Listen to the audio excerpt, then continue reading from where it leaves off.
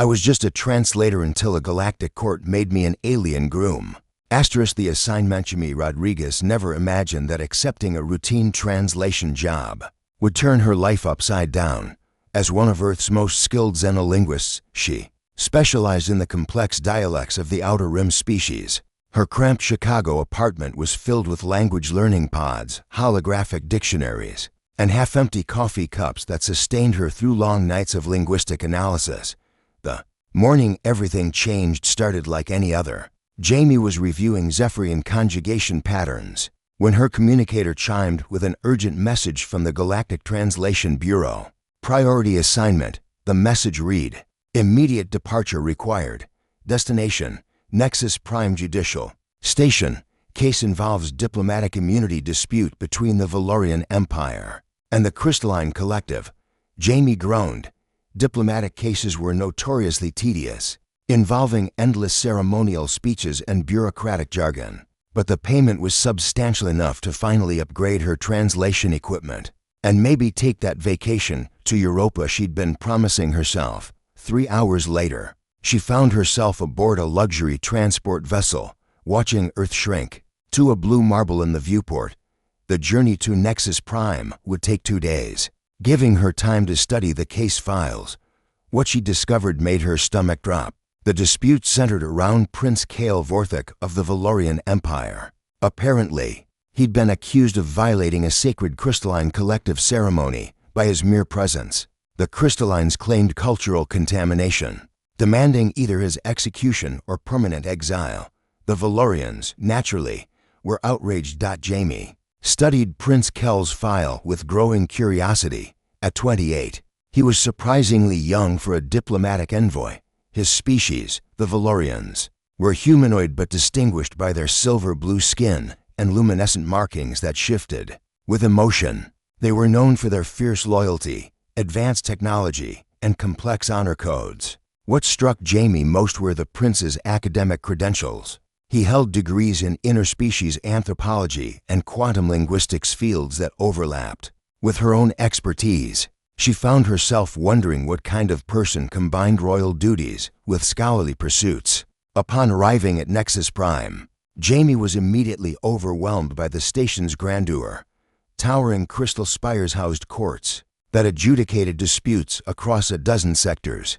Beings from hundreds of species filled the corridors, their conversations creating a symphony of languages that made Jamie's translator instincts tingle. She was escorted to a briefing room where she met Judge Thorne Blackstone, a stern-faced Terran who'd been presiding over interspecies disputes for 30 years. His weathered features and piercing gray eyes suggested someone who'd seen every form of galactic drama imaginable. "Ms. Rodriguez," Judge Blackstone began, "this case is more complex than the files indicate. The Crystalline Collective isn't just seeking punishment. They're claiming that Prince Kel's presence during their bonding ceremony has created a mystical link that can only be resolved through ancient rites." Jamie frowned. "What kind of rites?" "That's where it gets interesting. According to crystalline law, the prince must either face ritual combat to the death or," Judge Blackstone paused, looking uncomfortable, "or complete a life bond with a witness to the ceremony." "A life bond?" Jamie's translation matrix ran through the term's various meanings. "You mean marriage, in essence?" "Yes. The crystallines believe that the spiritual contamination can only be cleansed through the joining of two souls. The problem is, Prince Kale was alone during the ceremony except for the court translators, who were documenting it." The implications hit Jamie like a meteor. "You're saying one of the translators would have to marry him?" "Yes. The case goes to trial tomorrow, and I need you to translate the proceedings." "But Jamie," Judge Blackstone's expression grew grave, "there's something else. The other translators present have all declined to participate in the ritual. They've claimed diplomatic immunity or religious exemption." Jamie's hands trembled as she reached for her water glass. "What happens if no one agrees?" "Then Prince Kale faces execution, and the delicate peace treaty between our species crumbles. Billions of lives hang in the balance." As Jamie left the briefing room, her mind raced with possibilities. Tomorrow she would meet the prince whose fate, and potentially her own, lay in the hands of an ancient galactic court. The Princess Nexus Prime detention facility was unlike any prison Jamie had ever seen, constructed from living crystal that pulsed with soft light. It seemed more like a luxury hotel than a holding cell. Each suite was designed to accommodate the specific needs of different species, with environmental controls that could simulate any homeworld condition. Prince Kel's quarters were spacious, filled with books, holographic art, and what appeared to be a sophisticated laboratory setup. Jamie found him hunched over a quantum analyzer, his silver blue skin gleaming under the artificial lighting. The luminescent markings along his temples flickered in patterns she recognized as concentration, indicators from her xenobiology studies. "Your Highness," she said, activating her translation device, "I'm Jamie Rodriguez, your translator for tomorrow's proceedings." Kale looked up, and Jamie felt her breath catch. His eyes were the color of deep ocean, flecked with gold that seemed to swirl with each emotion. When he stood, she noticed he was tall even by Valorian standards, with the lean build of someone who spent time in both libraries and training grounds. "Ms. Rodriguez," he replied in accented but perfect English, "I've been expecting you. Though I must say, I'm curious why you've agreed to this assignment when your colleagues have not." His directness caught her off guard. "I'm here to do my job, nothing more." Kel's markings shifted to what Jamie recognized as amusement. "Of course. Please sit. Would you like some Valorian tea? I find it helps with the stress of impending doom." Despite herself, Jamie smiled. "You're taking this rather well for someone facing execution. Panic never solved anything," Kale said, preparing 2 cups of tea with practiced ease. "Besides, I'm a scholar before I'm a prince. I find the legal complexities fascinating, even if I'm the subject of them." Jamie accepted the tea, noting its sweet, floral aroma. "The briefing mentioned you were studying the crystalline bonding ceremony. Why were you there?" Kel's expression grew serious. "I was researching the intersection of ritual and quantum consciousness for my dissertation. The crystalline ceremonies create measurable changes in local spacetime, and I wanted to understand how their collective consciousness affects reality itself." "And you didn't think to ask permission first?" "I had permission," Kale said firmly, "from the Crystalline Academy of Sciences, but apparently, religious law supersedes academic courtesy. The ceremony I observed was supposedly restricted to bonded pairs only." Jamie set down her cup, studying his face. "You really didn't know?" "I'm beginning to suspect this was a setup," Kale admitted. "The timing is too convenient. My research threatens certain power structures within the crystalline collective. Some factions would prefer to see Valorian influence reduced in this sector." "That's a serious accusation. It's a serious situation." Kel's markings darkened. "But what troubles me most is that an innocent translator might be forced into a life bond to save my life. It's unconscionable." Jamie felt a flutter of something she couldn't name. What if the translator volunteered? Kel's eyes widened. "You would consider it?" "I'm saying hypothetically," Jamie said quickly. "What would such a bond entail?" "Crystalline life bonds are intense," Kale explained, his markings shifting to deeper blues. "They create a permanent psychic connection between partners, thoughts, emotions. Even memories can be shared. It's not something to enter lightly. And if the bond is broken, it can't be. That's rather the point. The crystallines believe that souls, once joined, cannot be separated without destroying both individuals." Jamie stood abruptly, pacing to the window that showed the swirling nebula beyond. "So we're talking about a real marriage, not just a ceremony?" "Yes," Kale said quietly, "which is why I can't ask anyone to make such a sacrifice. I'd rather face execution than force someone into a lifetime commitment they don't want." "What if they did want it?" The question hung in the air between them. Jamie couldn't believe she'd asked it, but something about Kel's honesty and intelligence drew her in. She'd spent her life studying alien cultures, but she'd never met someone who seemed to genuinely bridge the gap between worlds. "Jamie," Kale said softly, "you don't know me. We met an hour ago. I know you're brilliant," she said, turning back to face him. "I know you're kind enough to worry about a stranger's well-being over your own life. And I know you're passionate about understanding other cultures, which is something I can relate to." Kale stood slowly, his markings now cycling through colors. Jamie couldn't identify. Are you saying what I think you're saying? I'm saying that maybe this doesn't have to be a tragedy. Maybe it could be an adventure. For the first time since she'd met him, Prince Kael Vorthik seemed truly speechless. The Trialv Grand Courtroom of Nexus Prime was an architectural marvel that defied conventional physics. Crystalline formations grew from the floor and ceiling, creating a natural amphitheater that could accommodate thousands of beings. The walls themselves were alive, shifting color and pattern to reflect the emotional tenor of the proceedings. Jamie sat in the translator's booth, her hands steady on the control panel despite the butterflies in her stomach. Below, Prince Kael stood in the defendant's circle, his formal Valorian robes making him look every inch the royal heir. His markings remained steady silver blue, projecting calm confidence to the assembled crowd. Judge Blackstone called the court to order, his voice amplified by the station's quantum resonance system. We are here to adjudicate the case of the Crystalline Collective versus Prince Kael Vorthik of the Valorian Empire, accused of violating the sacred bonding ceremony. The crystalline representative, a being called Resonance Harmony, stepped forward. Its form was humanoid, but composed entirely of living crystal that chimed with each movement.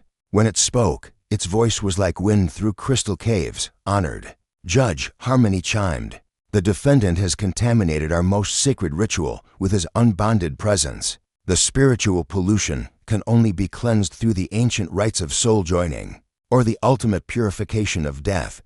Jamie translated the formal crystalline legal dialect, noting the subtle variations that indicated religious rather than secular law.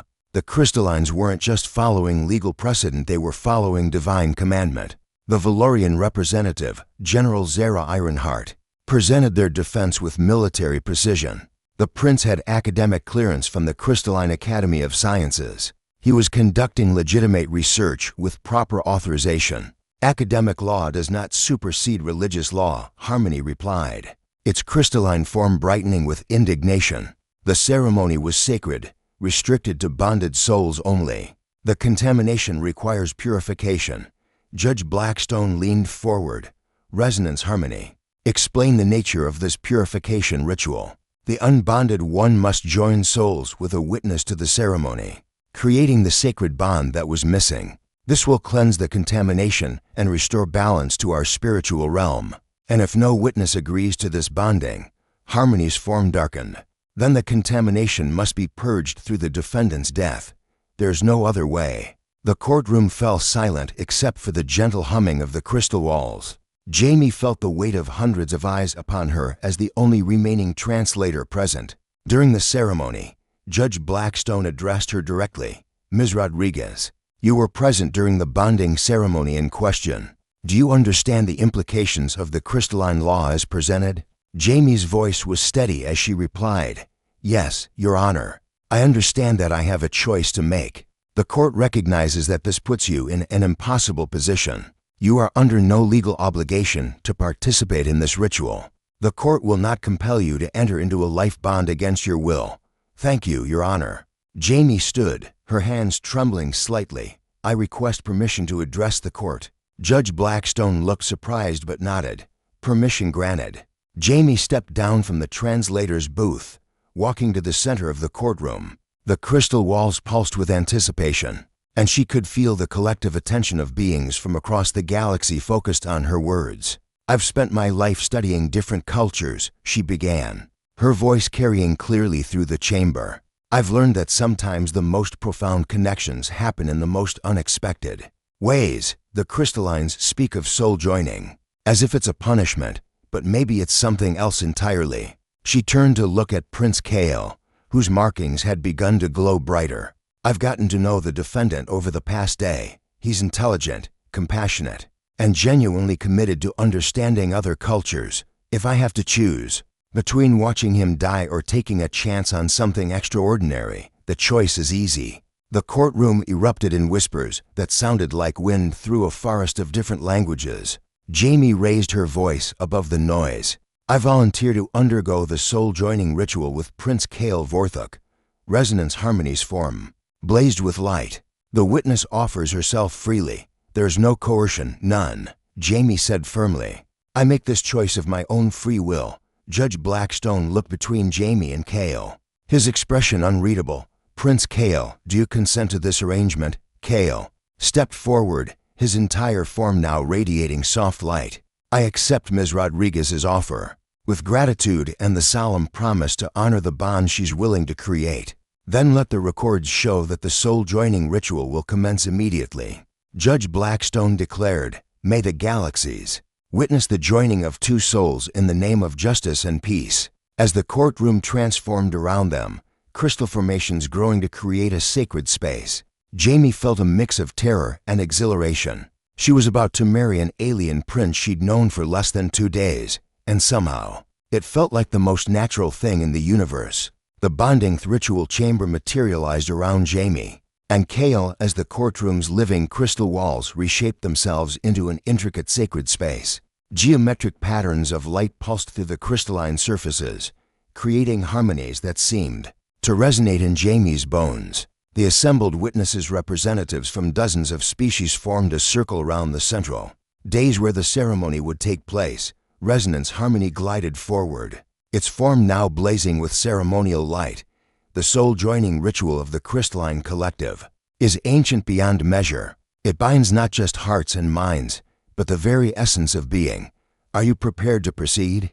Jamie looked at Kale, who had removed his formal robes to reveal the traditional Valorian bonding attire, a simple silver tunic that seemed to enhance the natural luminescence of his skin. His markings had settled into a steady, warm gold that spoke of determination mixed with gentle affection. "I'm ready," Jamie said, surprised by the steadiness of her own voice. "As am I," Kale replied, his ocean-deep eyes meeting hers with an intensity that made her breath catch. Harmony began to chime in the ancient crystalline language, words that predated most galactic civilizations.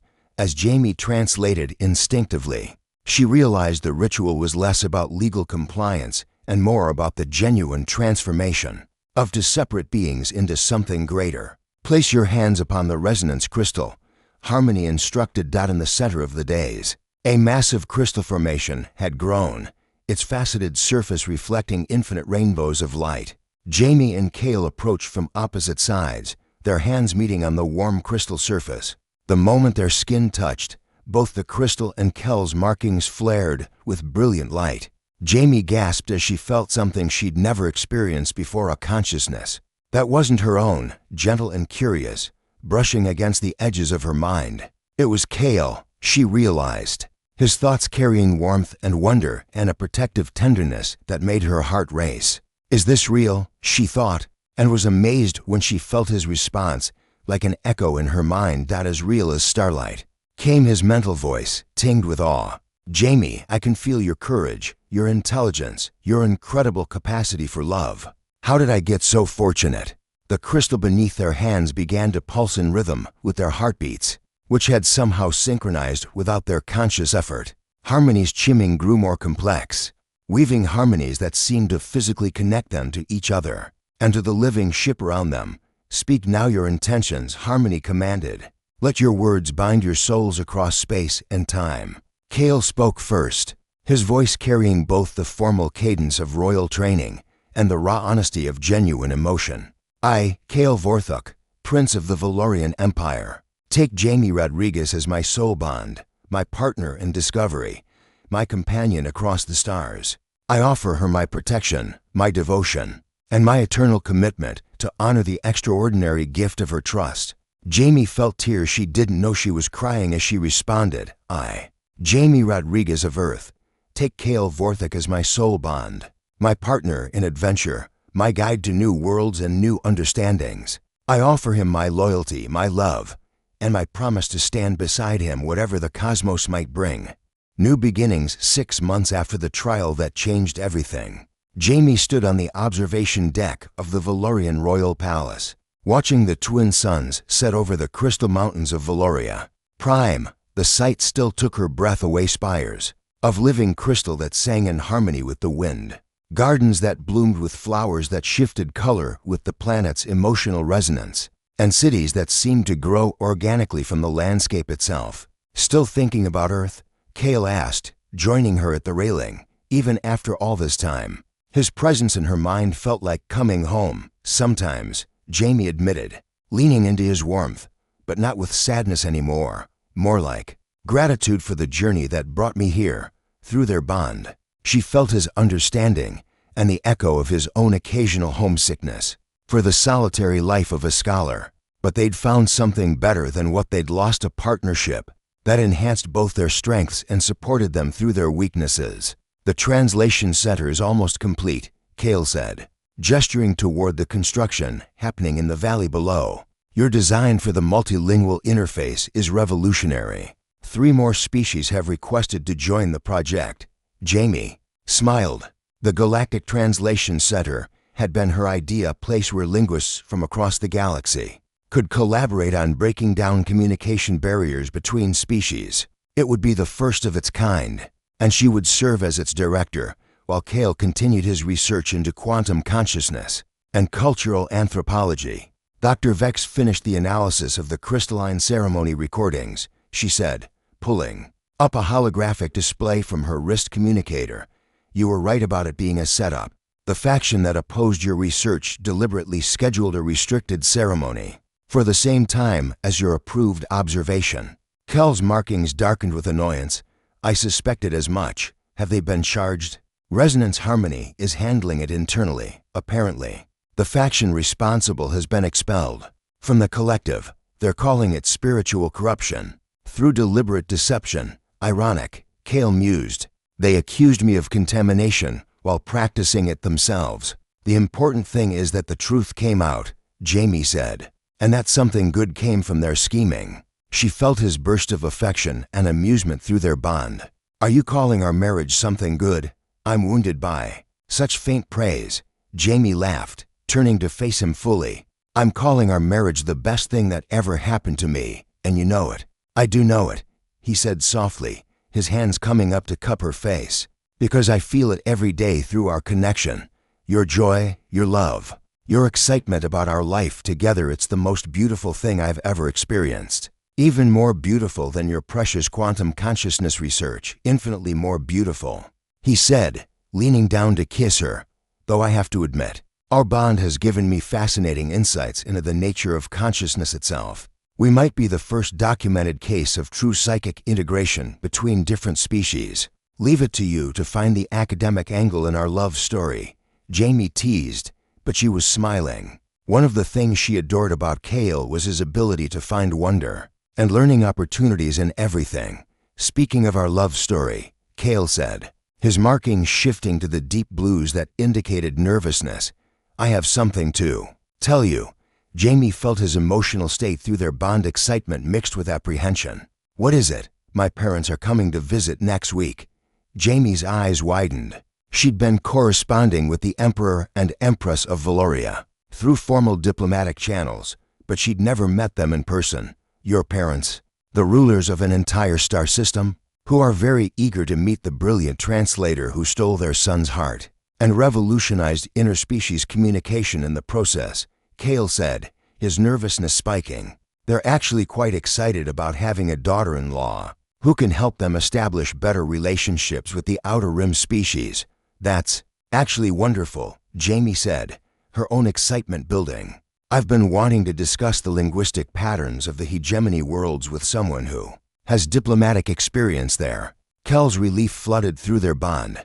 I was worried you'd be intimidated.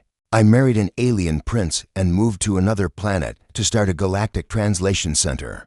Jamie pointed out, I think I can handle dinner with the in-laws. This is why I love you, Kale said, pulling her close. You turn every challenge into an adventure. As they stood together watching the stars emerge in the alien sky, Jamie reflected on the incredible journey that had brought her here. A simple translation job had become the greatest adventure of her life, leading her to love, purpose, and a future she never could have imagined. Any regrets? Kale asked softly, echoing her thoughts through their bond. Jamie considered the question seriously. She'd left behind everything familiar, her cramped apartment, her comfortable routine, her human life. But she'd gained so much more. A partner who understood her completely, work that truly mattered, and a love that transcended species and worlds. Just one, she said finally. Kel's concern spiked.